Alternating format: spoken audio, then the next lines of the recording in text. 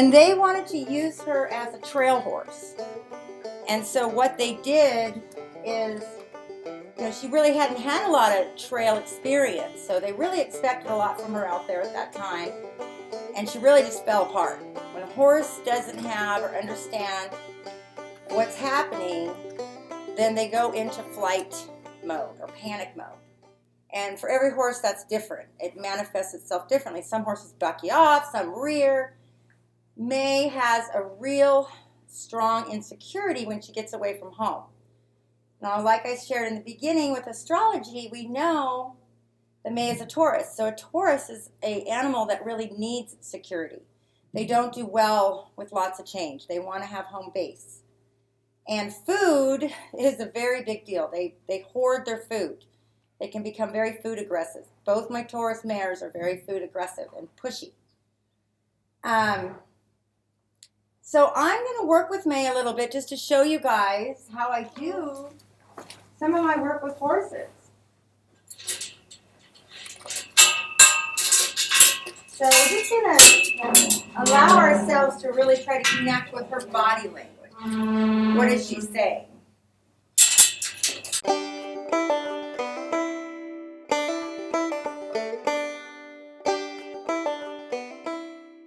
Pushing me a little bit. Now, interestingly enough, May has Venus in Aries.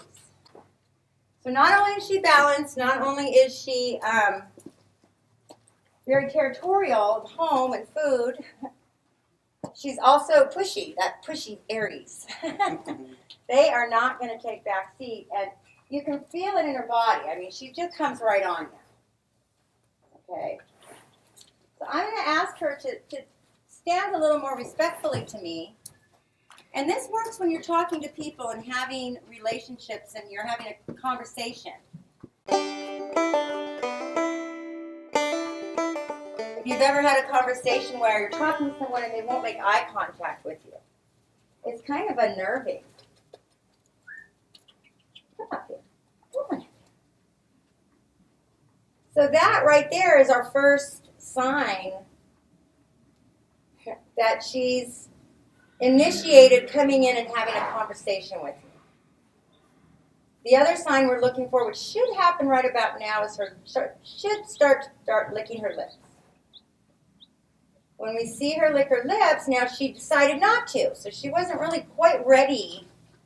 There she goes. There's a little bit of a lip lick right there. She's thinking. When you see a horse licking their lips, that's a really good sign. That means you're making some connection. And as soon as she looks at me, I back off the pressure. Because when you are trying to have a conversation with someone, you have to give a reward when the answer is correct. Otherwise, people start to shut down. There you go, good girl. Now that looked a little better, huh? Yeah. Now when I first come in to like a horse's stall, I won't even get near them or ask them to do much or really even touch them until I get this. If they're giving me their butt over here and there and I go right for them, there's a lot going on that hasn't been resolved or connected or felt okay about. So she's still really resistant though. Can you see her giving me this shoulder? It's like somebody kind of giving you the cold shoulder. Cold shoulder and the ears back. So I'm obviously not going to come in for this zone. And if you want to be an efficient communicator, whether it's public speaking or at your job, you have to read body language when you're communicating if you want a successful, there we go. There we go.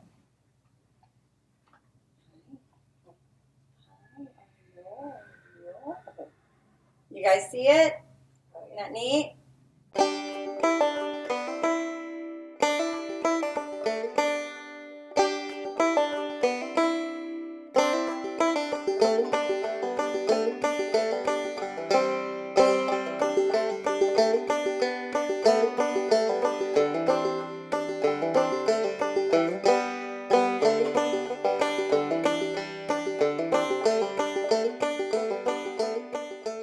That was the first time that she came and gave me something, didn't she? Now I'm gonna leave her alone.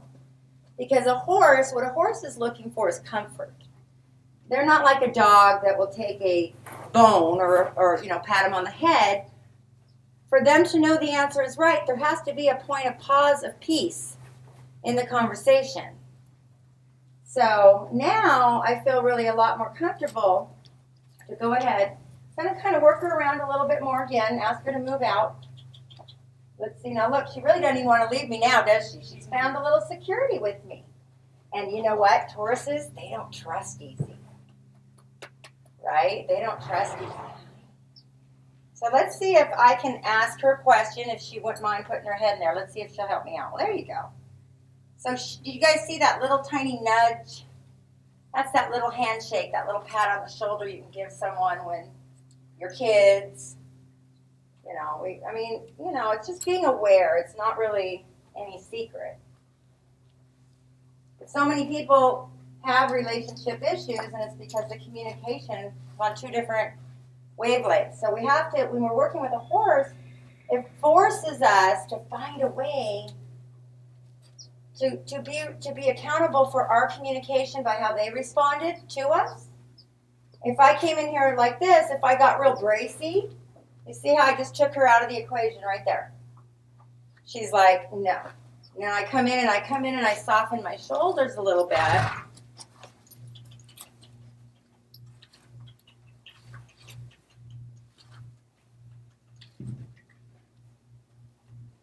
I have not worked with her in 3 years. This is our first session. I wanted it to be raw. I just wanted to show you guys. This right here is a line of communication.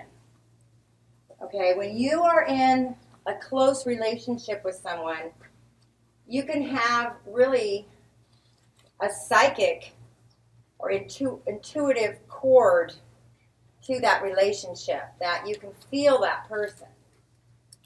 And you can see how lightly now I'm using this rope. I don't need to yank on this rope. I could. She'd probably move back if I got a little bit more.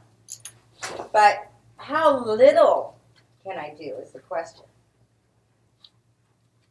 If I could do this little and get that result, why would I want to yell more? To them, it's yelling, our body language. So if you want to really pay attention, you have to really pay attention to your own body language. Okay, so I give her that reward of just saying, good. Now see how her head's starting to come down? For horses, when their head gets below mid-level, they're in a trusting position. Because that means their flight instinct is 3 steps away. They eat when they're comfortable, and in a relationship, let's see if she'll allow me to.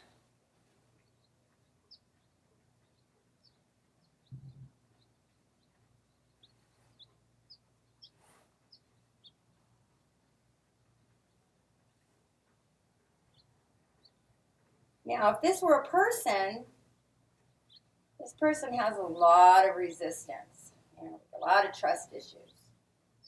I mean, that is just so bracy right there. It's just taking me, she's real heavy. So, we have to look at our own defenses. How do they show up? Do you cringe if somebody hugs you or puts your arm around you? And you might if you feel that that person has that, you're really sensitive to energy.